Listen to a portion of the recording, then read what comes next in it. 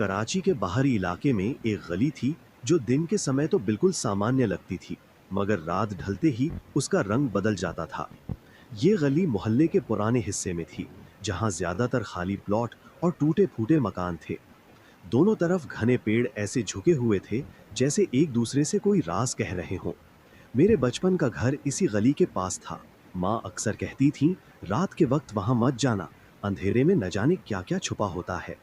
माँ की बातों में हमेशा एक अजीब सी गंभीरता होती थी, जैसे वो सिर्फ डराने के लिए नहीं, बल्कि किसी अपने तजुर्बे से कह रही हों। हमारे मोहल्ले के बच्चे दिन में गली के किनारे क्रिकेट खेलते थे, लेकिन शाम ढलते ही सब गायब हो जाते। गली के बीचों बीच एक बड़ा सा पुराना बरगद का पेड़ था। उसकी जड़ें जमीन से निकलकर सांपों की तरह फैली हुई थीं, और शाखें इतनी घनी थीं कि दिन में भी उसके नीचे आधी अधूरी सी रोशनी रहती। मैं 7 साल का था जब पहली बार रात में वहां से गुजरा। माँ ने मुझे दूध लाने भेजा और सब्जी वाले के पास की दुकान तक पहुंचने के लिए मुझे उसी गली से होकर जाना पड़ा। चांदनी कम थी और हवा में हल्की सी ठंडक। जैसे ही मैं पेड़ के पास पहुंचा, एक अजीब सी खामोशी छा गई।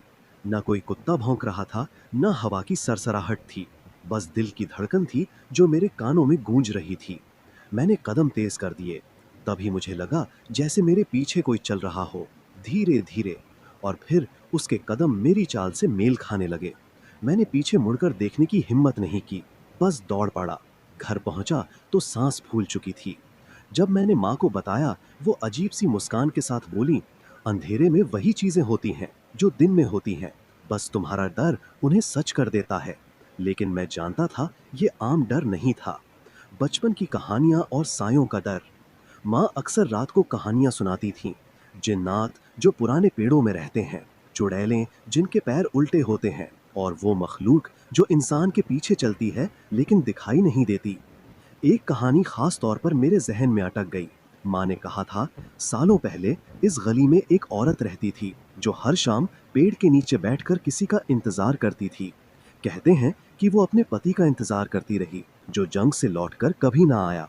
धीरे धीरे उसका चेहरा बदल गया, आंखें अंदर धंस गईं और वो किसी और ही चीज में बदल गई।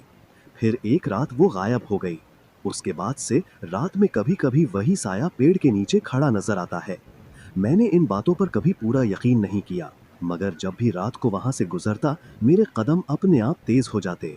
मैं 12 साल का था। एक ठंडी दिसंबर की रात, मोहल्ले की बिजली चली गई थी। मैं चीनी लेने निकला और दुकान तक पहुंचने का एक ही रास्ता था, वही बदनाम गली। अंधेरा इतना गाढ़ा था कि हाथ सामने रखकर भी कुछ नजर नहीं आ रहा था। बरगद के पेड़ के नीचे पहुंचते ही हवा का एक झोंका आया और मुझे लगा जैसे किसी ने मेरे कान के पास कुछ फुसफुसाया हो। शब्द समझ नहीं आए, मगर सांस की ठंडक मेरी गर्दन पर महसूस हुई। मेरे कदम जैसे जमीन में धंस गए। फिर वही आवाज दोबारा आई, इस बार और करीब से। मैं दौड़ पड़ा। लगा जैसे कोई मेरे पीछे दौड़ रहा हो। मेरे कंधे को किसी ने जोर से पकड़ने की कोशिश की। कपड़े पर किसी के नुकीले नाखून अटक गए।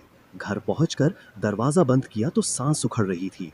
कमीज के पीछे 3 लंबे और गहरे निशान थे। मैंने माँ को दिखाया तो वो पीली पड़ गई, मगर अगले ही पल बोली, ये बस कहीं अटक गई होगी, ज्यादा मत सोचो। लेकिन मैं जानता था ये कोई आम बात नहीं थी। साल गुजरते गए, मैं बड़ा हो गया, स्कूल से कॉलेज, फिर नौकरी। गली अब भी वही थी, लेकिन मैंने कोशिश की कि रात को उससे दूर रहूं। मोहल्ले के नए लोग इस गली की कहानियां नहीं जानते थे। वो बेफिक्री से वहां से गुजरते। फिर 3 दिन पहले सब कुछ फिर से शुरू हो गया। मोहल्ले का एक लड़का आदिल, जो बिल्कुल मेरी बचपन की उम्र का था, रात को दूध लेने निकला। सुबह तक वापस ना आया। अगले दिन उसकी लाश बरगद के पेड़ की शाखों में उलझी मिली। शरीर पर वही लंबे नुकीले निशान थे, जैसे किसी दरिंदे ने नोच डाला हो। पूरे मोहल्ले में सन्नाटा था। पुलिस ने लाश उतारी, मगर उनके चेहरों पर भी अजीब सा डर था। आदिल के पिता की चीखें गली में गूंज रही थीं। ये किसी जानवर का काम नहीं, ये वही मनहूस चीज है जो सालों से यहाँ है। मैं ये सुनकर चौंक गया। लगा ये राज सिर्फ मुझे पता है, मगर कुछ लोग खामोशी से सच जानते थे। उस शाम मैं मोहल्ले के बुजुर्ग चाचा बशीर के पास गया।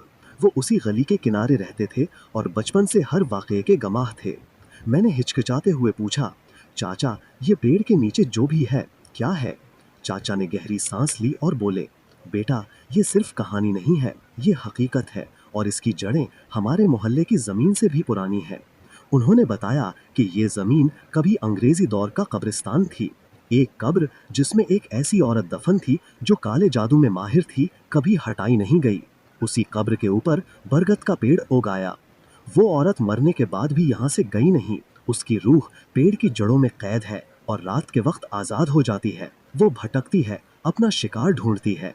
मैंने पूछा, लेकिन आदिल का क्या कसूर था? चाचा बोले, उसका कसूर सिर्फ ये था कि वो रात को अकेला गुजरा, जैसे तुम बरसों पहले गुजरे थे। उस रात मैंने फैसला किया कि इसका सामना करूंगा। आधी रात को ठंडी हवा का एक झोंका आया और किसी ने अहमद, मैंने खिड़की से झांका तो बरगद के नीचे एक धुंधला सा औरत का साया था। गर्दन तिरछी, चेहरा धुंध में ढका। फिर वो धीरे धीरे मेरी तरफ देखने लगी। मैंने खिड़की बंद करने की कोशिश की, मगर उसी वक्त वो साया गायब हो गया और कमरे में सड़ी हुई लाश जैसी बदबू फैल गई। अगली सुबह में चाचा बशीर के पास गया। उन्होंने कहा, अगर उसकी नज़र तुम पर पड़ गई है तो अब वो तुम्हें छोड़ेगी नहीं। बचने का एक तरीका है, मगर इसके लिए तुम्हें उसकी कब्र तक जाना होगा। पीछे कभी मत देखना। उन्होंने मुझे एक पुराना थैला दिया, नमक, लाल धागा और तांबे की एक प्लेट जिस पर अजीब निशान खुदे थे। उस रात मैं पुराने बंद रास्ते से गुजरा। आखिरकार एक मैदान में पहुंचा। बीच में बरगद का पेड़ था और नीचे से कच्ची कब्र का सिरा दिख रहा था। मैंने कब्र के चारों तरफ नमक छिड़का, धागा बांधा और तांबे की प्लेट रखी। जैसे ही प्लेट जमीन से टकराई, पेड़ की शाखें हिलने लगीं।